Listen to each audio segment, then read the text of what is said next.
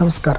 ಬಸವ ಟೈಮ್ಸ್ಗೆ ಸ್ವಾಗತ. ಬರದಿಂದ ತತ್ತರಿಸಿರುವ ರೈತರಿಗೆ ಪ್ರತಿ ಎಕರೆಗೆ 25,000 ಪರಿಹಾರ ನೀಡಬೇಕು ಎಂದು JDS ಘಟಕದ ರಾಜ್ಯಾಧ್ಯಕ್ಷ ನಿಖಿಲ್ ಕುಮಾರಸ್ವಾಮಿ ರಾಜ್ಯ ಸರ್ಕಾರವನ್ನು ಆಗ್ರಹಿಸಿದ್ದಾರೆ. ಬಾಗಲಕೋಟೆ ಜಿಲ್ಲೆಯ ಬಾದಾಮಿ ತಾಲೂಕಿನ ವಿವಿಧ ಗ್ರಾಮಗಳಿಗೆ ಭೇಟಿ ನೀಡಿ ರೈತರ ಸಮಸ್ಯೆಗಳನ್ನು ಆಲಿಸಿದ ಅವರು ಕೃಷಿ ಸಾಲವನ್ನು ಸಂಪೂರ್ಣ ಮನ್ನಾ ಮಾಡಬೇಕು ಹಾಗೂ ಸಾಲ ವಸೂಲಾತಿ ಹೆಸರಿನಲ್ಲಿ ರೈತರಿಗೆ ಕಿರುಕುಳ ನೀಡಬಾರದು ಎಂದು ಒತ್ತಾಯಿಸಿದ್ದಾರೆ.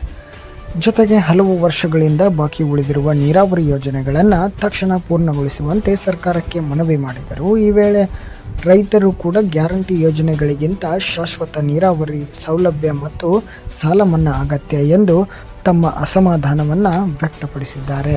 ಮುಖ್ಯಮಂತ್ರಿ ಸ್ಥಾನದಲ್ಲಿ ಕೂರ್ತಕ್ಕಂಥದ್ದಕ್ಕೆ ಅವಕಾಶ ಅವರ ಹೈಕಮಾಂಡ್ ಕೊಟ್ಟಿದ್ದಾರೆ.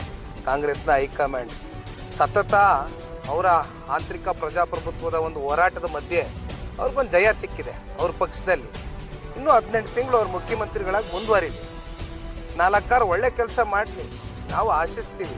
ಆದರೆ ತಪ್ಪು ಮಾಡಿದಂಥ ಸಂದರ್ಭದಲ್ಲಿ ಜನತಾದಳ ಪಕ್ಷ ಸುಮ್ಮನೆ ಕೂರ್ಲಿಕ್ಕಾಗೋದಿಲ್ಲ. ನಾಡಿನ ಜನತೆಯ ಪರವಾಗಿ ಯಾವುದೇ ಸಮಸ್ಯೆಗಳು ಉದ್ಭವ ಆದಂಥ ಸಂದರ್ಭದಲ್ಲಿ ನಾವು ಪ್ರಶ್ನೆ ಮಾಡಬೇಕಾಗ್ತದೆ. ಸ್ವಾಭಾವಿಕವಾಗಿ ನಾವು ಪ್ರಶ್ನೆ ಮಾಡ್ತೇವೆ. ಅದನ್ನು ಬಿಟ್ಟರೆ ಇಲ್ಲಿ ಯಾರನ್ನೂ ವೈಯಕ್ತಿಕವಾಗಿ ಟಾರ್ಗೆಟ್ ಮಾಡ್ತಕ್ಕಂಥ ಪ್ರಶ್ನೆ ಇಲ್ಲ.